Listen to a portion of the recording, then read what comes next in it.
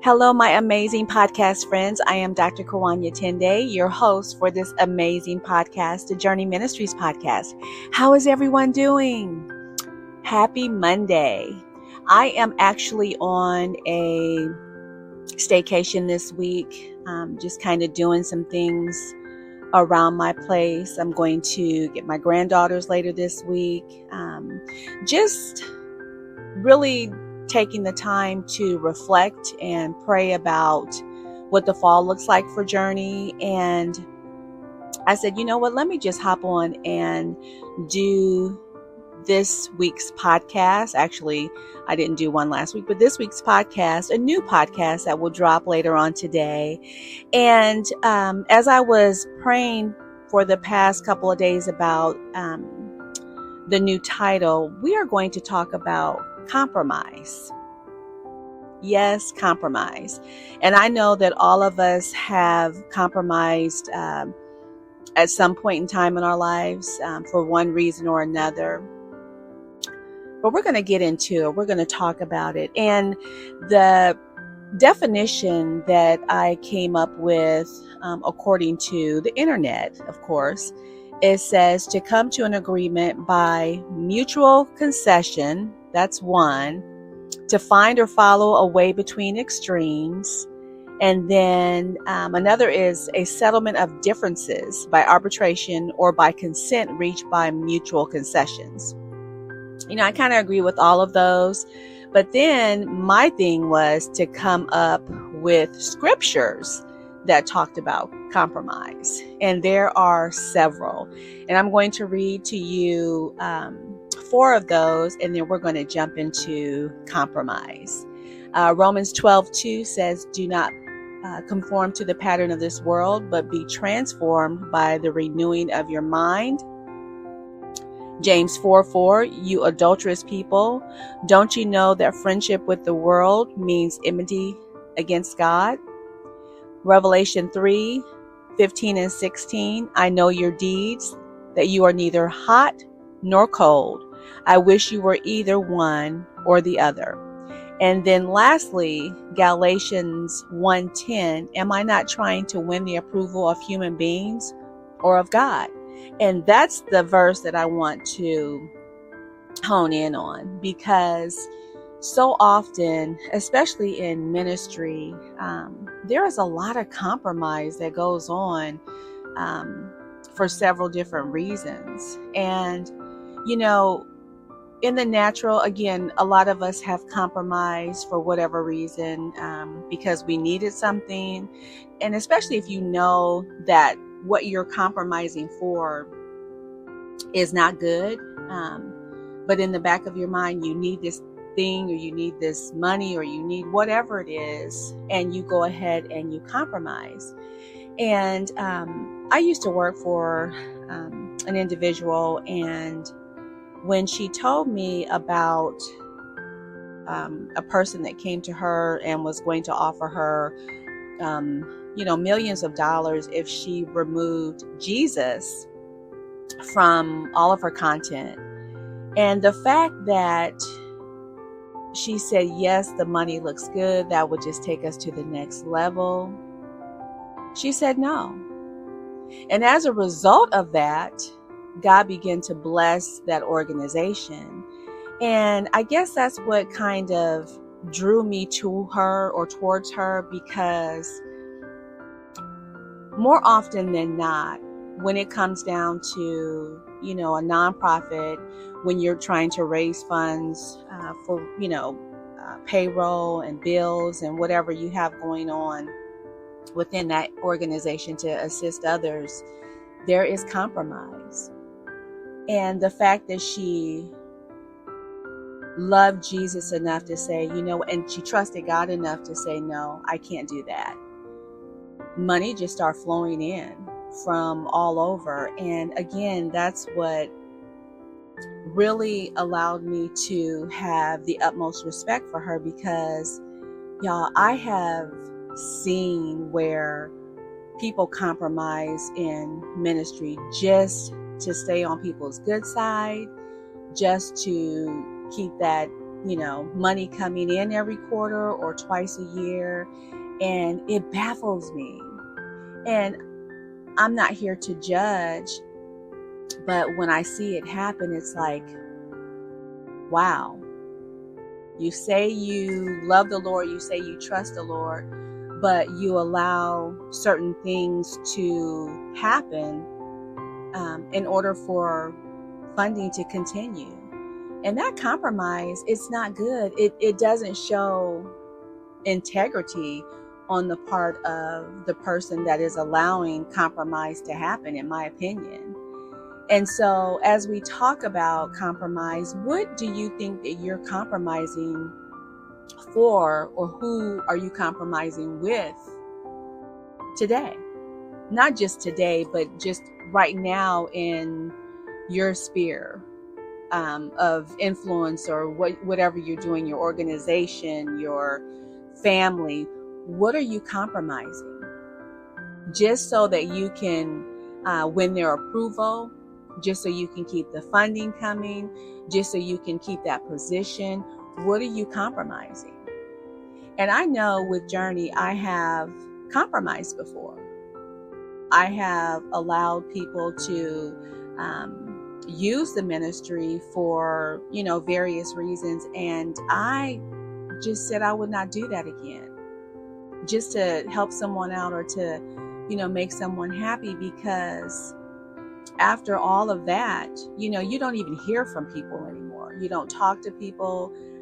You've helped them out when it comes to whatever they needed, when they wanted to use your ministry name or what have you, and you don't even talk to them anymore.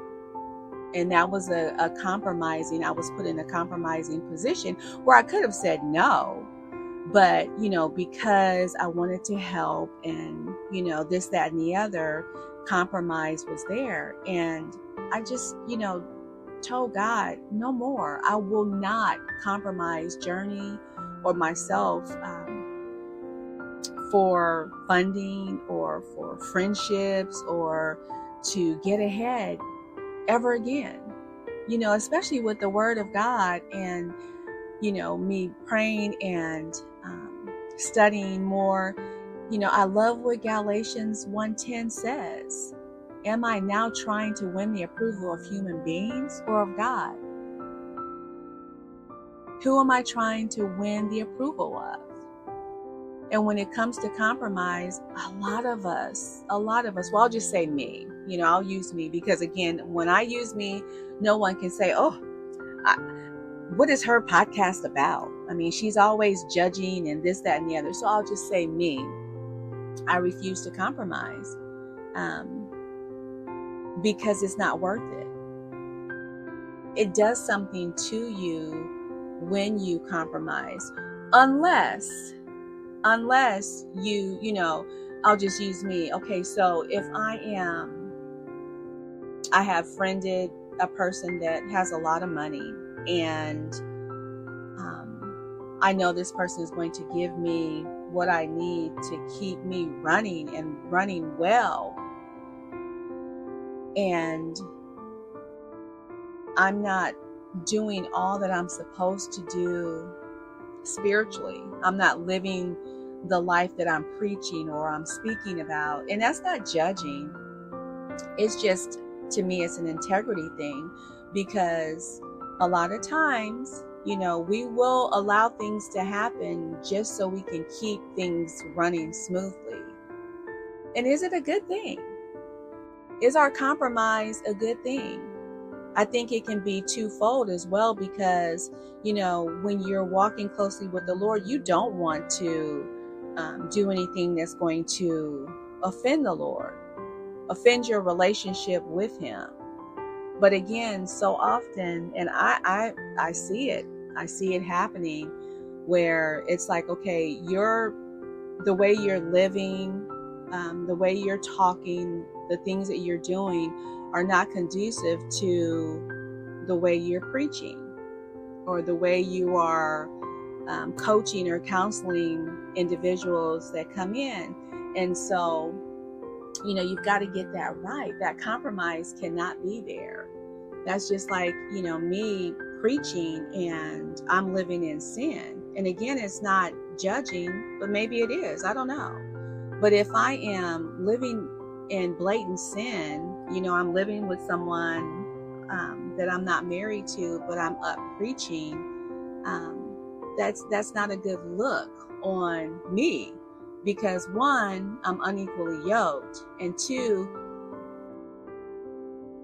am I feeling any kind of anything for doing wrong? Or do I just look at it as, oh, you know what, it's just life. It is what it is. Compromise happens all the time. All the time. It happens in business, not just in the nonprofit sector, but it happens, all the time. It happens in families.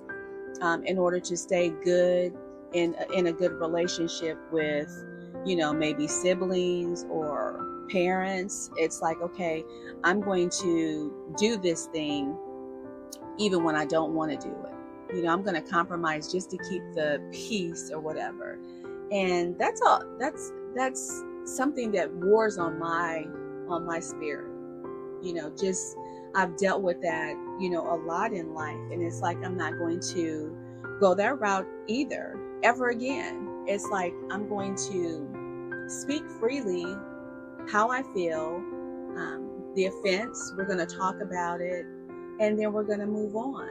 But I'm not going to compromise by saying, you know what, okay, I'm just going to overlook all of this and keep it moving. Sometimes things need to be talked about, because compromise will happen. 1 Corinthians 16:13, I think it says, be on your guard.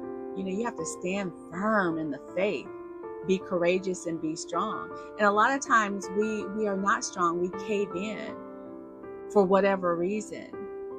And we don't have to. We can stand strong and be courageous in God, because we don't need to compromise. If you say something, mean it and move on. If I can't do something because I feel like, I'm not there yet, then I'm not going to do it.